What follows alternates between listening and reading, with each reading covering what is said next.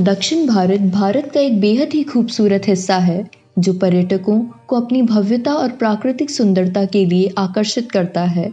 जिस तरह दक्षिण भारत में समुद्री तट और प्राकृतिक हिल स्टेशन प्रसिद्ध हैं, उसी तरह लोगों की उत्सुकता और आस्था का प्रतीक है भारत का सबसे चमत्कारिक और रहस्यमयी मंदिर भगवान श्री तिरुपति बालाजी मंदिर। भगवान तिरुपति के दरबार में गरीब और अमीर दोनों सच्चे श्रद्धा भाव के साथ अपना सिर झुकाते हैं। ऐसी मान्यता है कि जो भक्त सच्चे मन से भगवान के सामने प्रार्थना करते हैं, बालाजी उनकी सभी मुरादें पूरी करते हैं। लेकिन तिरुपति बालाजी मंदिर की महिमा जितनी अनूठी और विख्यात है, उतने ही गहरे और अनसुलझे हैं इस मंदिर के रहस्य। आज हम उन्हीं रहस्यों को समझेंगे और भगवान विष्णु के अवतार तिरुपति बालाजी को करीब से जानेंगे। मूर्ति पर लगे हैं बाल। कहा जाता है कि मंदिर में भगवान वेंकटेश्वर स्वामी की मूर्ति पर लगे बाल असली हैं।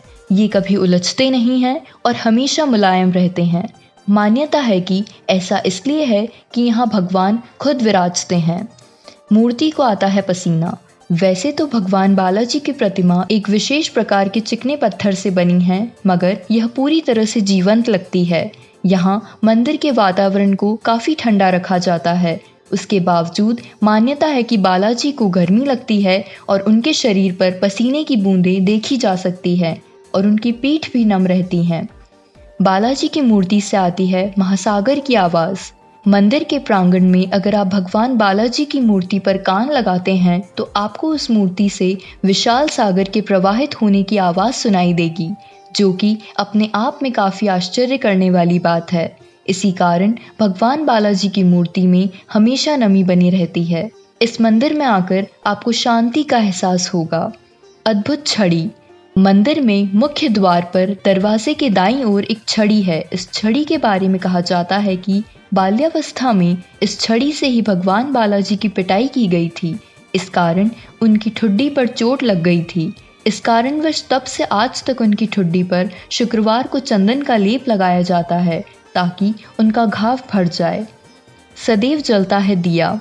भगवान बालाजी के मंदिर में एक दिया सदैव जलता है। इस दिए में ना कभी तेल डाला जाता है और ना ही कभी घी। कोई नहीं जानता कि वर्षों से जल रहे दीपक को कब और किसने जलाया था।